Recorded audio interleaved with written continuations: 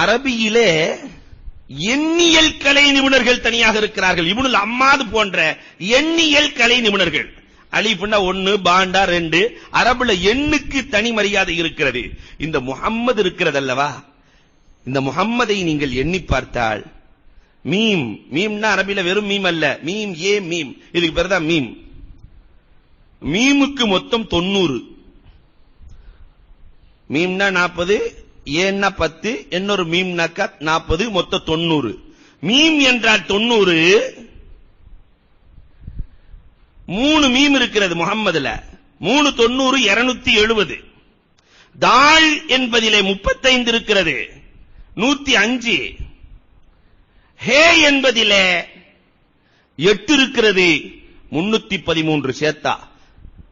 முஹம்மத் என்ற சொல்லுக்குள்ளே 313 ரசூல்மார்கள் உண்டு, அதில் இவர்கள்தான் தலைவர் என்பதும் உண்டு என்று அல்லாஹ் முஹம்மதுக்குள்ளேயே 313 ரசூல்மார்களையும் இணைத்து பெயர் வைத்திருக்கிறான்.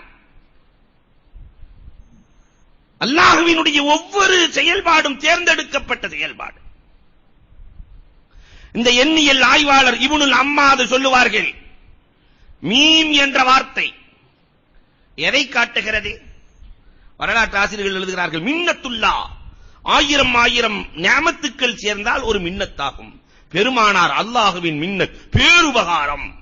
மீம் என்பது மின்னத்தை காட்டும், ஹே என்பது ஹபீபை காட்டும், அல்லாஹ்வின் காதலர் என்பதை ஹே என்ற வார்த்தை காட்டுகிறது. தால் என்பது தாஇயன் இலல்லாஹ், எப்பொழுதும் இவர் அல்லாஹ்வின் பக்கம் அழைத்துக் கொண்டே இருப்பார் என்பதை முஹம்மது என்ற வார்த்தைக்குள்ளேயே அல்லாஹ் அடக்கி வைத்திருக்கிறார். முஹம்மதுக்கு மட்டும் அந்த எண்ணியல் ஆய்வாளர்கள் தனி ஒரு நூல் போட்டிருக்கிறார்கள். மீமை கொண்டு எதை நாடணும், ஹாவை கொண்டு எதை நாடணும், திருப்பி இன்னொரு மீமை கொண்டு எதை நாடணும், தாளை கொண்டு எதை நாடணும், ஒரு பெரிய நூல். இன்னொரு வரலாற்று ஆசிரியர்கள் எழுதுகிறார்கள், முதலில் வருகிற மீம், மீம் ஹே மீம் தால், இதான் முஹம்மத். முதலில் வருகிற மீம் மலிக்கு உம்மத், உம்மத்தின் தலைவர் என்பதை காட்டும். இரண்டாவது வருகிற ஹா யஹ்யா அல்லாஹு உம்மத்தஹு பிஹி, அல்லாஹ் இவரை கொண்டுதான் இந்த உம்மத்தை ஹயாத்தாக்கினான் என்பதை அந்த ஹா காட்டும். இரண்டாவது மீம் மஅஃபிரத்துல்லாஹ், அல்லாஹ் இவரை கொண்டு உம்மத்தின் பாவங்களை மன்னிப்பான் என்று இரண்டாவது மீம் காட்டும்.